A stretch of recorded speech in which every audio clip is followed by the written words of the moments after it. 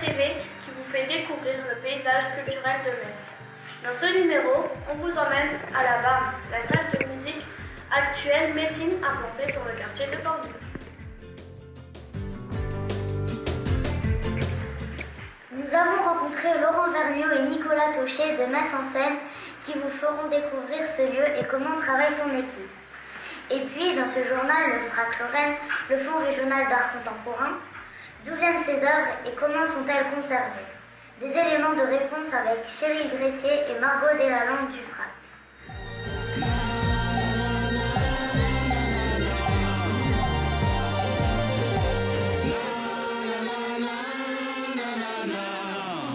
Bienvenue dans ce journal.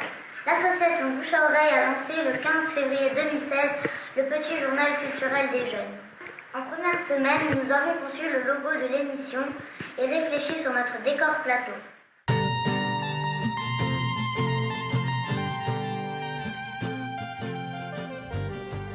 Eh bien, dans un premier temps, on a travaillé sur une idée de décor et aussi sur un logo. On a essayé de trouver une identité au journal.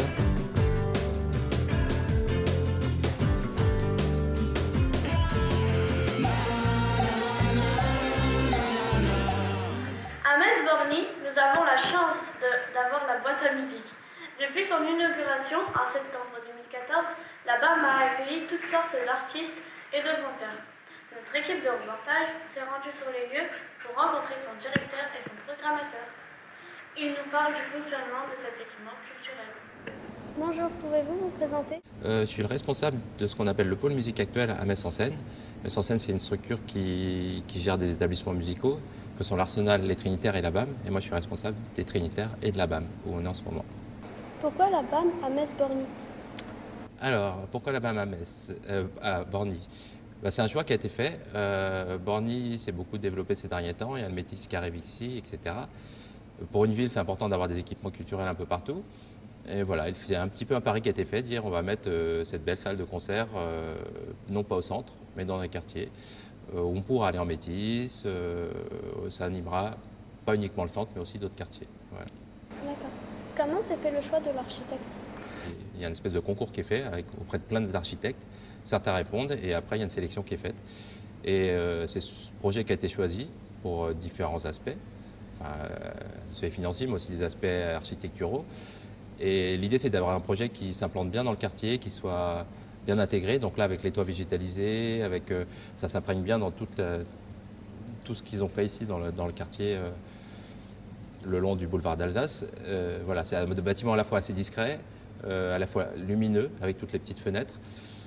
Et c'est un projet qui a plu à tous ceux qu'on choisit. Comment les habitants de Borny ont-ils vécu cette inauguration? Alors, avec les habitants de Borny, on travaille quand même depuis un moment. Même plus de 2-3 ans avant l'ouverture de la BAM, on était déjà présents sur le quartier pour travailler avec toutes les associations, tous les habitants. On a des échos. Les retours qu'on a sont plutôt bons sur les habitants du quartier. Quelle est la capacité d'accueil de la BAM? Alors à la BAM, dans la grande salle, qui est la salle de concert, on peut accueillir au maximum 1115 personnes debout, les concerts sont debout. Mais on peut aussi mettre un gradin, et dans ce cas-là, ça peut faire 314 personnes si on met tout le gradin. Et on peut aussi mettre un petit bout de gradin, une centaine de places, et les autres personnes debout. Donc voilà, c'est ce qu'on appelle une salle modulable. On a différentes jauges, mais on peut accueillir jusqu'à 1115 personnes dans la salle. Et après, il y a des studios de répétition, dans le hall, on peut accueillir aussi un peu de gens, mais le maximum, c'est à peu près ça. Du coup, je travaille depuis 6 ans au Trinitaire et depuis l'ouverture de la BAM, donc depuis 1 an et demi à la BAM. En quoi consiste votre métier de programmateur? Alors, le métier de programmateur, pour le dire vite, c'est choisir les artistes qui passent dans les salles. Donc nous, on a plusieurs salles. Encore une fois, il y a les Trinitaires qui sont plutôt au centre-ville, et puis on a la BAM maintenant à Metz-Borny. On est deux, il y a Patrick Perrin aussi qui fait de la programmation. Et puis moi je travaille plutôt avec les associations et les partenaires privés, les partenaires associatifs, pour choisir les artistes, et notamment les artistes locaux qui vont jouer à la BAM. Et puis Patrick, qui est mon collègue, travaille sur les artistes qui sont plus en tournée, un peu plus renommés souvent. Quelle est votre programmation? Alors, question difficile, quelle est la programmation? On essaye de faire un petit peu tout ce qui est musiques actuelles. Alors, musiques actuelles, ça ne veut pas dire grand-chose, mais c'est quasiment un peu tout ce qu'on entend à la radio. On essaye de faire un concert reggae, un concert de jazz, un concert de pop, pour que tous les publics, quel que soit le style de musique qu'ils écoutent, puissent se retrouver au moins une fois dans cette salle et avoir un concert qu'ils ont envie d'entendre.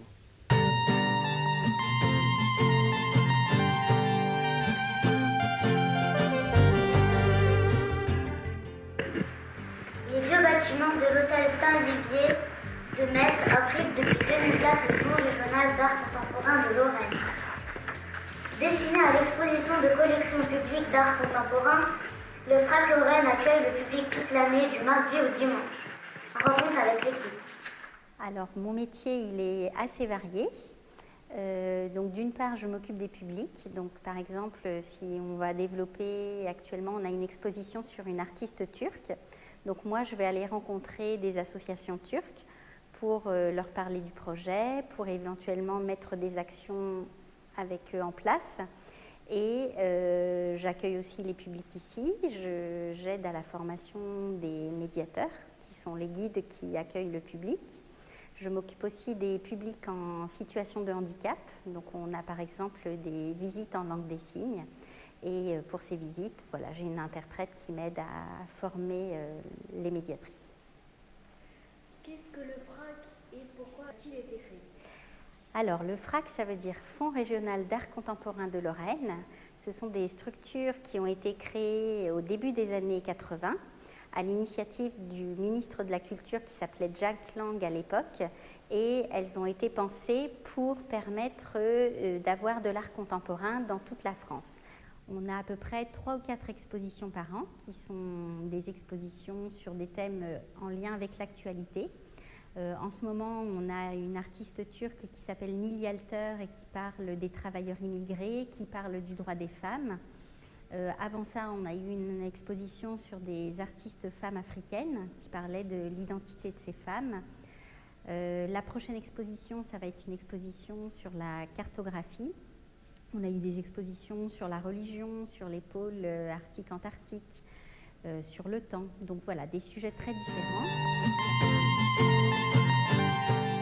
En ce qui concerne la collection, je suis chargée des acquisitions. Donc je fais entrer toutes les nouvelles œuvres dans le musée chaque année. Je me charge également des prêts. Donc il y a des musées qui me contactent pour m'emprunter des œuvres et les exposer dans d'autres expositions. On a beaucoup d'œuvres qui sont immatérielles au FRAC Lorraine, c'est-à-dire des vidéos numériques. On a des œuvres qui sont protocolaires. Alors c'est un mot qui est un petit peu compliqué, qui signifie donc des œuvres immatérielles. Ce sont comme des recettes de cuisine, si on veut. Donc nous, on acquiert un papier qui nous dit comment produire l'œuvre et ensuite, on doit nous-mêmes acheter les matériaux et la fabriquer. Donc on a beaucoup d'œuvres protocolaires de ce type-là.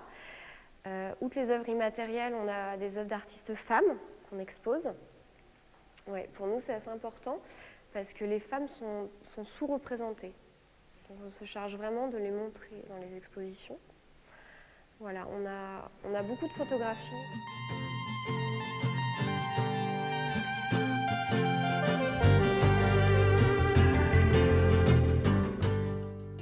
Oui, Bouche à Oreille, je la connais bien et c'était mon début de carrière.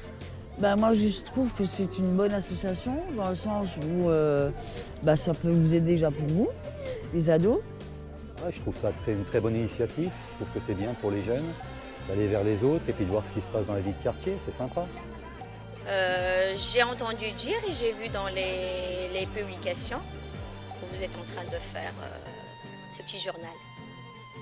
L'association, c'est une bonne idée, puis le petit journal, c'est une bonne idée. Ça peut être que du positif.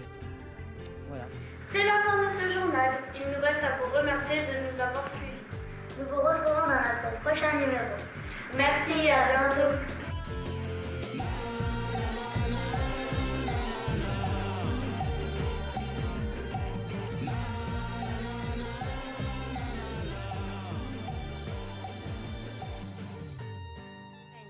Nous allons y rencontrer Cheryl et Margot qui pourront nous en dire.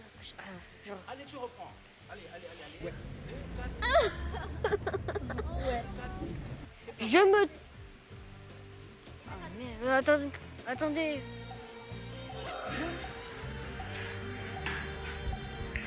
Alors, on va recommencer. On va recommencer rapidement. Allez.